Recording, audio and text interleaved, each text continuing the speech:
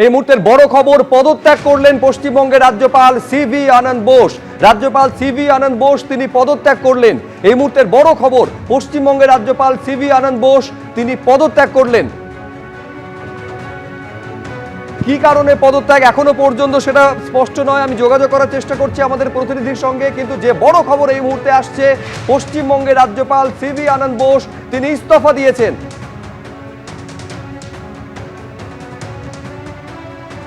যোগাযোগ করতে পেরেছি, রুমা পাল আমাদের প্রতিনিধি রয়েছেন। কি জানতে পারছো রুমা, পদত্যাগ করেছেন সিভি আনন্দ বোস? দেখো, এই মুহূর্তে সব থেকে বড় খবর যে রাজ্যপাল পদত্যাগ করলেন এবং তিনি দিল্লিতে রয়েছেন। এই মুহূর্তে এই খবর পাওয়া যাচ্ছে। এবং পদত্যাগ করলেন, কি কারণে পদত্যাগ করলেন এখনো পর্যন্ত কিন্তু লোকভবন সূত্রে কোনো কিছু জানানো হয়নি, কিন্তু রাজ্যপাল পদত্যাগ করলেন। এবং সব থেকে বড় খবর, যেখানে কিন্তু তার এই মাত্র 3টি বছরই হয়েছিল এবং সেক্ষেত্রে তিনি রাজভবনের নাম পাল্টে লোকভবন করলেন, তার অনেক কর্মসূচিও তিনি করছিলেন। এর মধ্যে দেখা গেল কিন্তু তিনি দিল্লিতে রয়েছেন এবং দিল্লিতেই পদত্যাগ করেছেন। কি কারণে তিনি স্বেচ্ছায় পদত্যাগ করলেন, নাকি তাকে বলা হলো পদত্যাগ করতে, এখন এটাই কিন্তু সব থেকে বড় প্রশ্ন। তবে এটা ঠিক, তার পূর্ণ সময়কাল হওয়ার আগেই কিন্তু সিভি আনন্দ বোস রাজ্যপাল পদত্যাগ করলেন এই রাজ্যের রাজ্যপালের পদ থেকে। রুমা, তুমি আমাদের সঙ্গে থাকো। পদত্যাগ করেছেন রাজ্যপাল সিভি আনন্দ বোস, কিন্তু কি কারণে তিনি পদত্যাগ করলেন এখনো পর্যন্ত সেটা স্পষ্ট নয়। এই মুহূর্তে রাজধানীতে তিনি রয়েছেন। রাজ্যপালের পদত্যাগ নিয়ে নিঃসন্দেহে জল্পনা তৈরি হয়েছে যে কি কারণে হঠাৎ করে ইস্তফা দিলেন সিভি আনন্দ বোস। আমি আরেকবার কথা বলবো, রুমা কি আপডেট পাচ্ছ আরেকবার দর্শকদের জানাও। এই মুহূর্তে সব থেকে বড় খবর। দেখো, সব থেকে বড় প্রশ্ন যে কি কারণে পদত্যাগ করলেন এবং তাকে তিনি স্বেচ্ছায় পদত্যাগ করলেন নাকি তাকে পদত্যাগ করতে বলা হলো, এই নিয়ে কিন্তু এই মুহূর্তে ধোঁয়াশা রয়েছে। যেহেতু তিনি দিল্লিতে রয়েছেন, একাধিকবার আমরা কিন্তু দেখেছি যে তিনি কখনো দিল্লি গেছেন, কখনো কেরালায় গেছেন, কখনো কলকাতা সফর করেছেন। তিনি কিন্তু এরকম ভাবেই তার রাজ্যপালের যে পদ তিনি কিন্তু এর মাঝে মধ্যে কিন্তু আমরা এরকম দেখেছি। এই মুহূর্তে দিল্লিতে আছেন এবং সেক্ষেত্রে কিন্তু সব থেকে বড় প্রশ্ন, খুব স্বাভাবিক যে কেন্দ্রীয় স্বরাষ্ট্রমন্ত্রকে তিনি অবশ্যই তার পদত্যাগ পত্র দিয়েছেন এবং সেক্ষেত্রে কেন পদত্যাগ করা হলো, যেখানে কিন্তু এই বাংলায় একদম ইলেকশন চলবে এবং সেক্ষেত্রে আরো একটা বিষয় বারবার কিন্তু রাজ্যপাল সরব হয়েছিলেন যে দুর্নীতি যেমন রয়েছে সেরকম কিন্তু এখানে হিংসা রয়েছে। এই দুটো মুক্ত করতে হবে কিন্তু এই রাজ্যকে। একাধিকবার তিনি সোচ্চার হয়েছেন, কিন্তু এখন দেখা যাচ্ছে তার সময়কাল পূরণ হওয়ার আগেই কিন্তু রাজ্যপাল পদত্যাগ করলেন।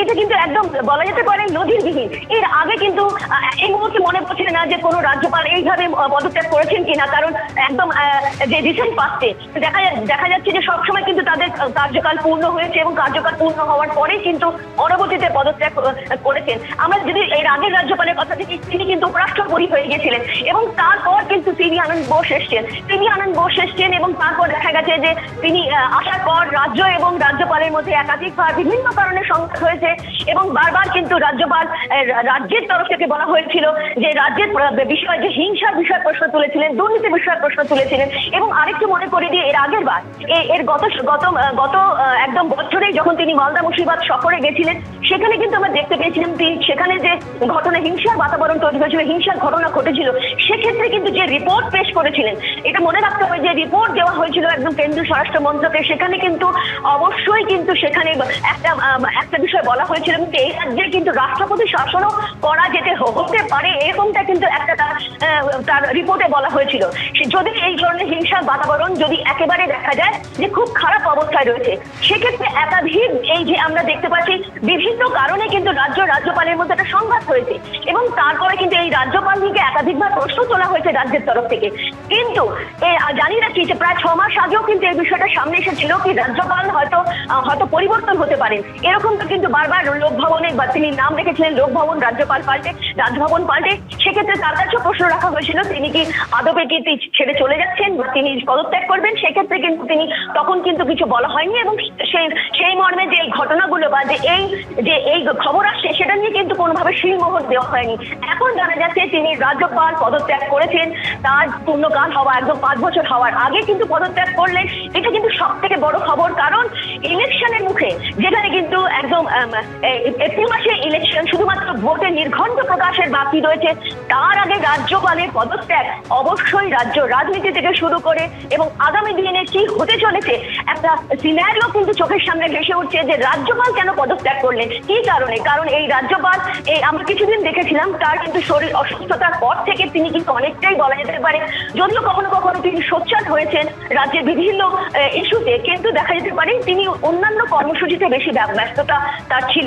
অন্যদিকে জানিয়ে রাখি যে বিজেপির পক্ষ থেকে কিন্তু রাজ্যপালের ভূমিকা নিয়ে একাধিকবার প্রশ্ন তোলা হয়েছে। তারা অনেকটাই কিন্তু তার যে কর্মসূচি নিয়ে বা তার নিয়ে অনেকটাই তাদের মধ্যে কিন্তু দেখা গেছিল যে তারা খুশি নন। এরকম কিন্তু নানা রকম বিষয় কিন্তু সামনে এসছে। এখন দেখা যাচ্ছে যে রাজ্যপাল রীতিমতো দিল্লিতে থাকাকালীন অবস্থায় কিন্তু তিনি পদত্যাগ করলেন।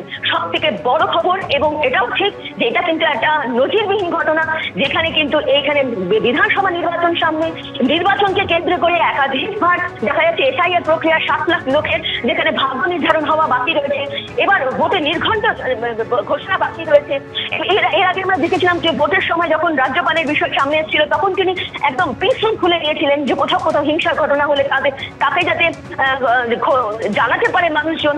কিন্তু দেখা যাচ্ছে কোথাও কোনো রাজ্যপালের এই যে ভূমিকা বা পদক্ষেপ নিয়ে কোথাও হয়তো বারবার যে খবর এসেছিল কোথাও একটা অখুশির বাতাবরণ ছিলেন। রাজ্যপালকে আরো যতটা সোচ্চার হতে রুমা, হবে, আমি তোমাকে, তুমি আমাদের সঙ্গে থাকো। এবিপি আনন্দ এগিয়ে থাকে, এগিয়ে রাখে।